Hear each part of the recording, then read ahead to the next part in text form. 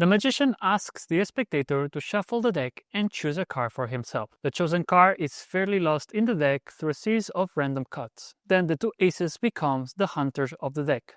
One is placed on the top and the other one is placed on the bottom. Once the chosen card is named, in a fraction of a second, the two aces are able to trap a single card in between them, which turns out to be the selected card.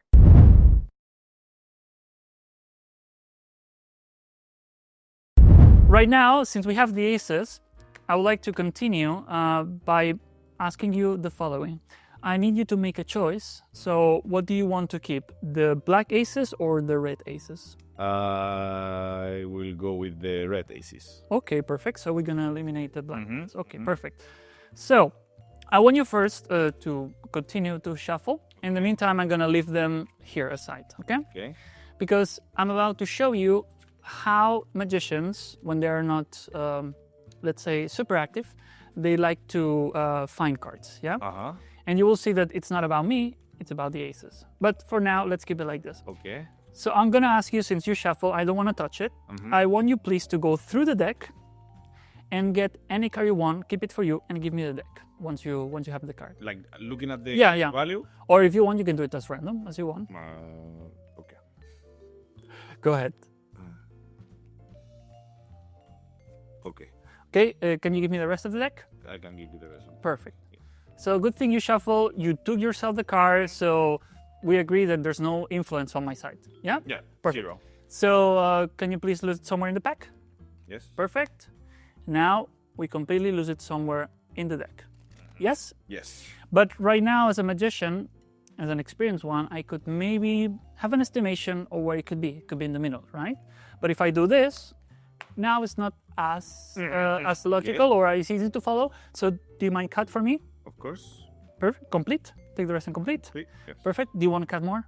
Just in case I maybe track the cut of the cut of the cut. So just in case. Let's give it one more. Okay, come on. Let's go. And this one. Perfect. So we can all agree that it will be quite confusing for me to follow it. And just this question for me. Is this any of this your card? Is it by any chance at the top? Okay. No. It is by any chance in the bottom, more or less? No. Perfect. So it is somewhere lost in the middle, where it should be. Okay.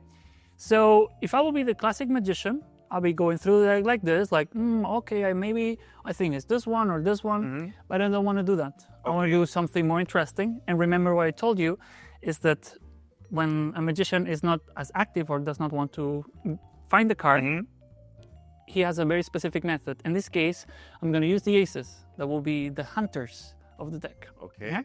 So the way they have to hunt cards is very interesting because you put one on the top and the other one on the bottom. So they surround the whole deck like this. And the last one, so you can see it, will be a bit more advanced. And whenever you name the card, they will go so fast, hunt the card in between the aces. What? So please say for the first time, what's the card you chose? The 7 of spades. The 7 of spades? And look, just in a matter of a fraction of a second, they found a card that hopefully should be the 7 of spades.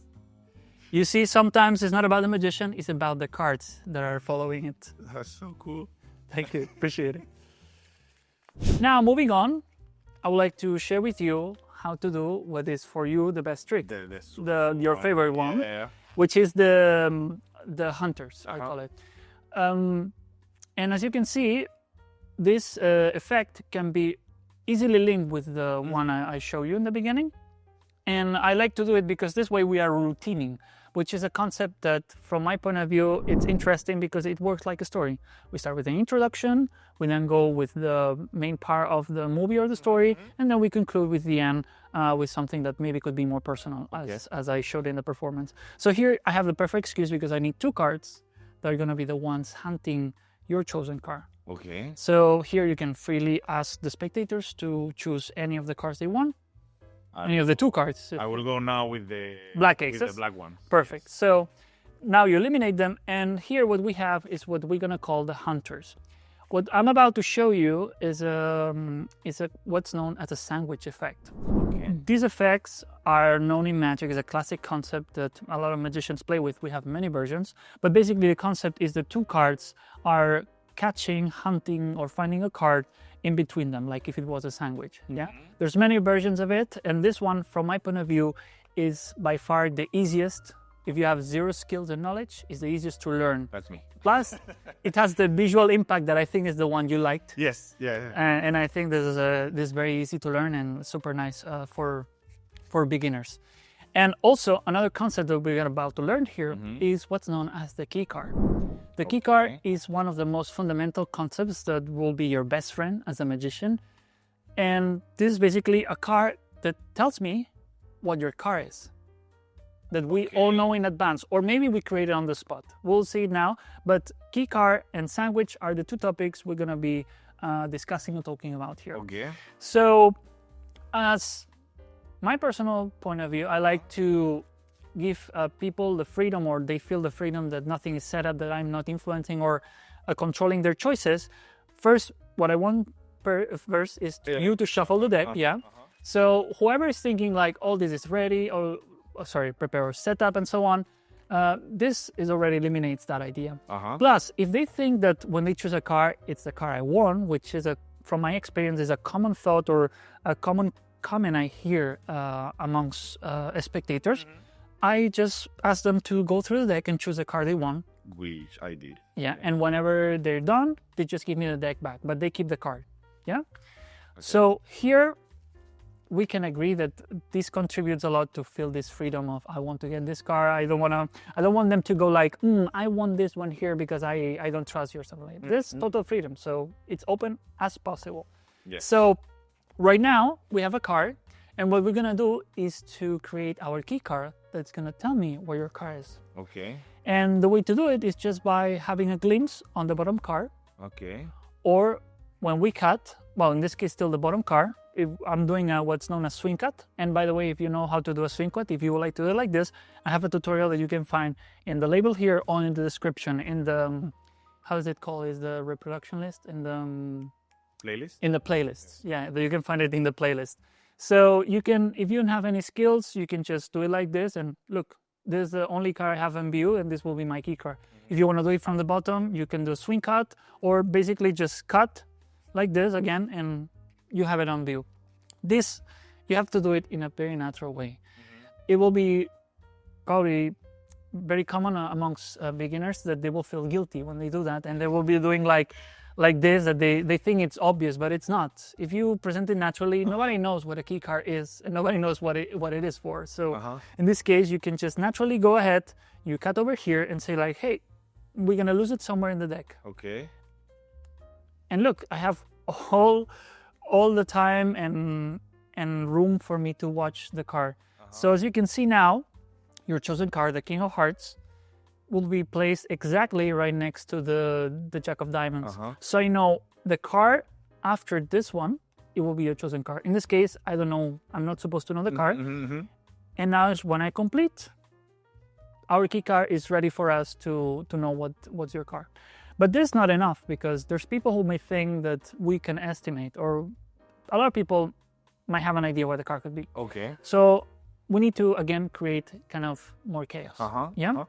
And to create chaos, what I do, for example, is cut. And I'm pointing out the obvious, which maybe I can estimate what it is. So what I'm doing right now, and I'm sharing with them, is that I'm creating, let's say, blurriness on this idea that could be tracking. And I actually invite them to do it. So in case they think I'm still controlling it, you know, they're like, they're canceling the idea by themselves. And again, what I'm doing is conditioning your behavior, because I do this first, so you understand that when I ask you to cut, you will do the same. And just in case somebody wants to do this, which you cannot, and I will tell you why later, you can say, no, cut and complete. So you are directing with words, not just with touching and so on. So, and what we're doing now, basically, we are just moving the key card and the chosen card around. So as doesn't matter how much you cut, they will be together. Maybe there will be a moment where the key card will be on top and the chosen card will be on bottom, but I will tell you later, and probably if you saw the performance, how to fix that and how to prevent that. And if it happens, no worries. You know that after the key card, there's a chosen one. So if this will be, for example, the key card, I know that this will be the chosen car. If it's the key car is here, it means that the next one, by order, by cyclic order, will be on the top. Okay, yeah, because it was originally like this, but now since you separate them, it will be like this. Yeah, but for my trick purposes, I'm interested in having the chosen car more or less in the middle. Okay. Because then I need to get the excuse to go through the deck and see. And for that, what I'm doing to fix it is just show him without looking, is this any of these cars the chosen car? The chosen car? No. Okay, well, perfect. So in this case, it was good.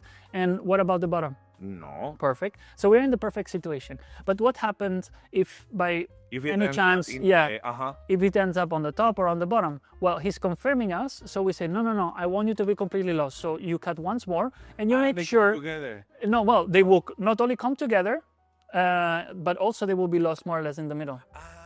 So they could be still together, but be on the top. But I don't want that. I see. And I want them to be as much as possible around this area of the deck. Okay. So in this case, it's not. So we can just go ahead and continue. Now it's the moment where we need to get the information. And here is where a lot of people gets nervous because there's no justification to do that. And there's still people who think that maybe we're doing something or we're, having some math, whatever. I heard very crazy ideas on what's going on when we do this. So we need to justify this by giving some reason. In this case, what I do is say like, well, if I will be doing the typical guessing card trick, or you can just go with any excuse you want. You could say like, I'll be going through the deck like this, and I would think maybe, is this your car? Is this your car? And, sorry, I just forgot the key card. The key card is the Jack of Diamonds in this case. So I'll be doing like this. I'll be like, maybe I will think is this car or this car. And basically what I'm doing is locating the key card. So I know your car. And when I reach it, I just stop by saying like, maybe I could say is this car, but actually this is your car or this car. And what I'm doing now is cutting the deck without you noticing. Because what I do is separate the packets like this. The chosen car is here.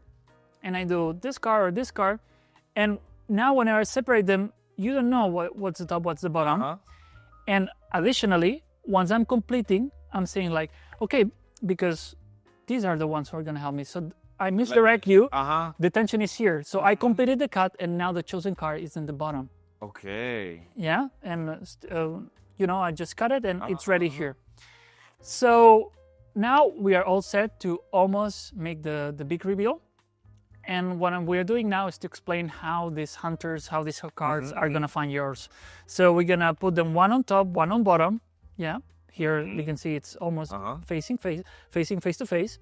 So when I square it, I like to do this to give the sensation that I show you what's all around, Okay. Even though it's covering it, but I'm just doing one's going to the top, the other one goes to the bottom. But then, I haven't shown you anything, but it gives the illusion that I show you everything around. I saw everything. And now, to make it clear and to now show you how the mechanics of the catch works, we're going to put this, the last ace on the bottom, a bit to a side. Because what we need now is to contact the chosen card and also the ace with the whole finger and with the thumb, the top card like this. So, by just applying a little pressure, and adding a little bit of momentum by physics, because of the friction that your natural skin has with paper in this case, it will tend to get sticky. So just with a little shake, you catch the card and take with you the ace. That's so cool. You're having the perfect scenario to make this super impressive catch. Yeah. And again, the mechanics is super simple. Once you get the two cards, you put one on top, the other one on the bottom.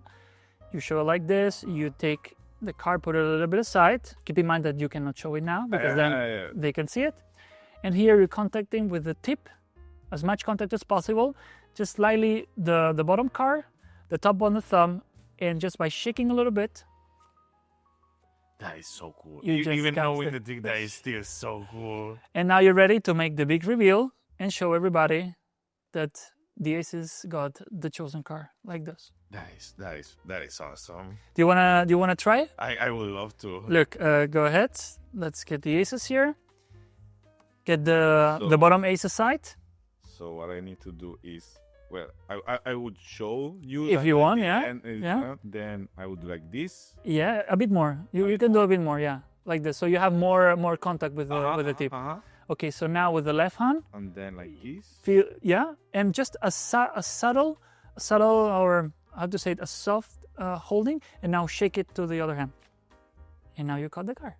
Yo, that is so cool. That is So cool. even though it does not require much practice, or even though it does not require much skin, I would definitely recommend you to practice, because this is not only about the mechanics of it, it's also about how we present it and all the psychological subtleties I taught you, because this will make you go from doing a mechanical trick into something that is artistic and personal, and that will allow you to connect with the person. Okay, that's so cool. Okay, I'm happy that you like it. Yes.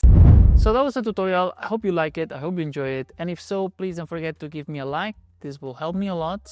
And if you like this type of tutorials, consider subscribing, as I'll be uploading many of them in the future that I'm sure you will like and be interested in. If you have any doubts or comments about it, please don't forget to use the comment section, as I would like to hear your feedback and also assist you throughout your learning process. And now, if you want to keep learning with me, I'm letting you hear these super cool tutorials that I'm sure you will enjoy.